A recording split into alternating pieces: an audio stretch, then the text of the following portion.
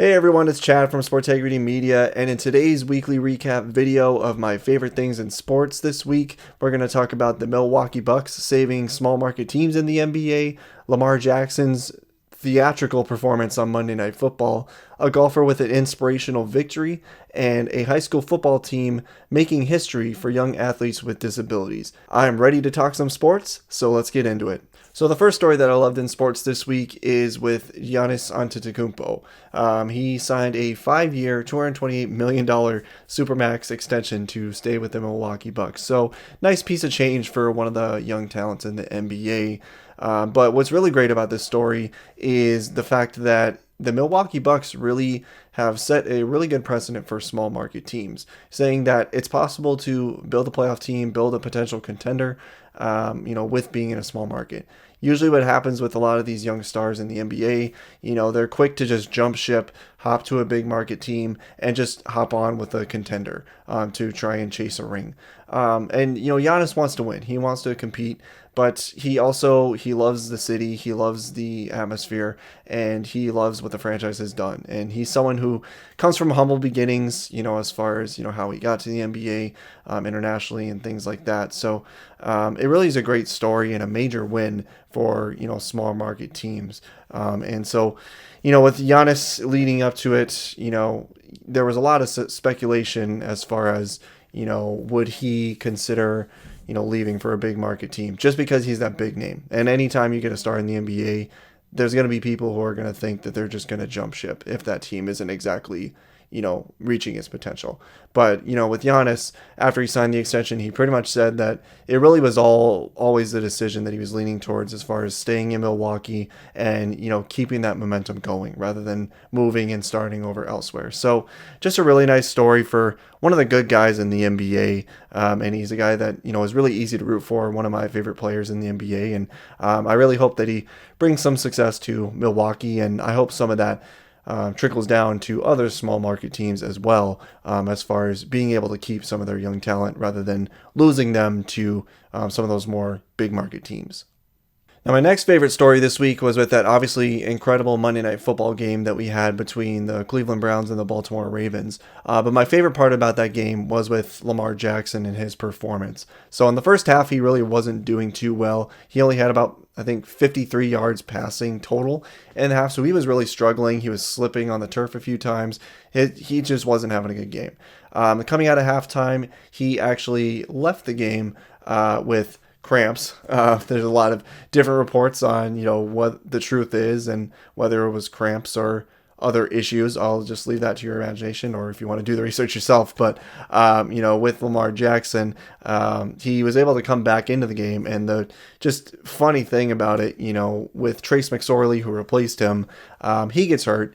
And then all of a sudden, here comes Lamar running onto the field, and the very first play, he comes back in the game, he just fires a deep shot to Marquise Brown and scores a touchdown. It's literally a scene straight out of a movie. Baker Mayfield, the Browns quarterback, said the same thing, but you really can't make that up. You can only script that in a sports movie. So it was really cool to see that, in actual game. And then, later on, he led the Ravens on a clutch drive to set up Justin Tucker for the game-winning field goal. So he really, had a heroic second half and really just reminded people how talented he is. He's had an up and down season this year, but to see that type of performance and just kind of the magic that he came up with after being in the locker room for so long with cramps or whatever his issue was during the game. So that was a really cool moment to see. Now, the next great story that I saw this week is with Amy Olson. And if you're not familiar with her, a lot of people probably aren't. With Amy Olson, she's a golfer in the LPGA. They had the U.S. Women's Open tournament this last weekend. But on Saturday, in the midst of this big weekend for her career, her father-in-law passed away suddenly and unexpectedly.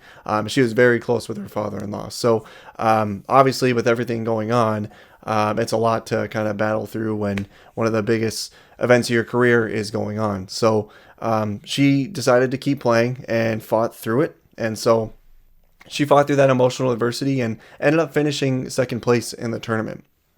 And so it was a really great story just to kind of see, an athlete just kind of fight through, everything that they're going through. And I know a lot of athletes do that. We don't always see the stories of that.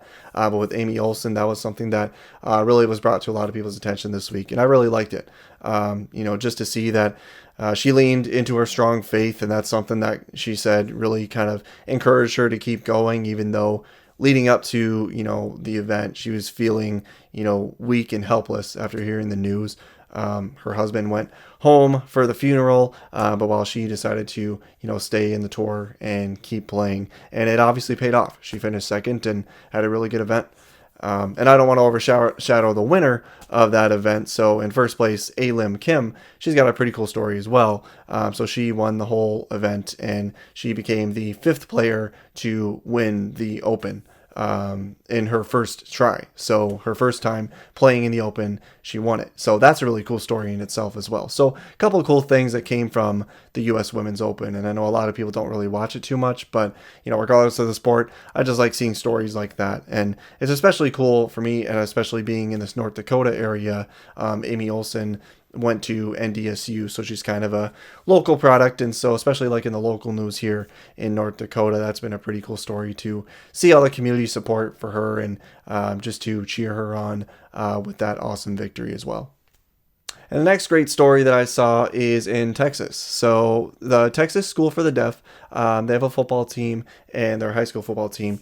And so what's cool about them is they won their first state title in their school's history just recently. And what's really awesome about that, obviously it's a school for, deaf students and hard of hearing. So, you think about how many things that regular high school football players have to go through, and you really just multiply that by 300-400 times, when you're talking about, what these students have to go through. And to see that they were able to fight through a lot of the adversity of the year and win a championship, that's just something that, any sports fan can really appreciate.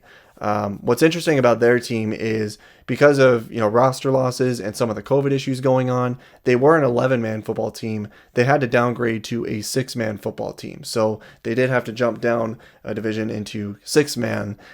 So it is a big adjustment in that sense. But just to make that transition, and in the same season, you end up making it all the way to the championship and you bring home a trophy.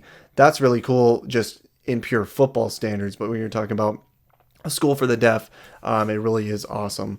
And what's the most interesting about this is, in regular football games, obviously there's a lot of verbal cues, verbal play calling, verbal signals, different things like that players use to rely on and go play by play and, work that into their strategy.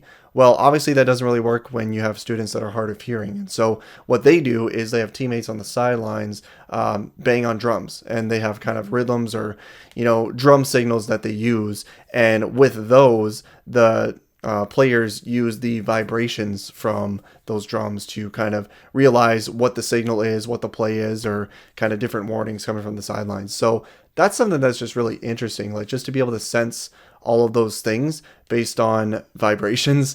That's just really cool. And so it is a really awesome story.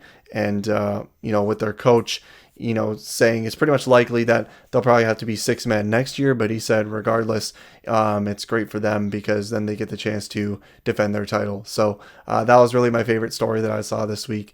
Anyways, that'll wrap up this video. So I'm proud of myself, 2 weeks in a row with a video. So we're getting back on that YouTube grind. So I'm going to keep on doing this weekly. And like I said, depending on my work schedule, most of the time they'll probably be uploaded on Saturdays, but I'll try to get them up on Fridays. If you're a subscriber, I really appreciate you following me along in this journey. If you like my content, I definitely appreciate it if you would consider subscribing, liking the video, sending a comment down below. Let me know your thoughts, on the stories that I mentioned or any other cool things that you saw in sports this week that are on that positive spectrum or inspirational stories or things like that. Thank you for watching, and we hope to see you next week in my next video. I hope you go out and enjoy your sports.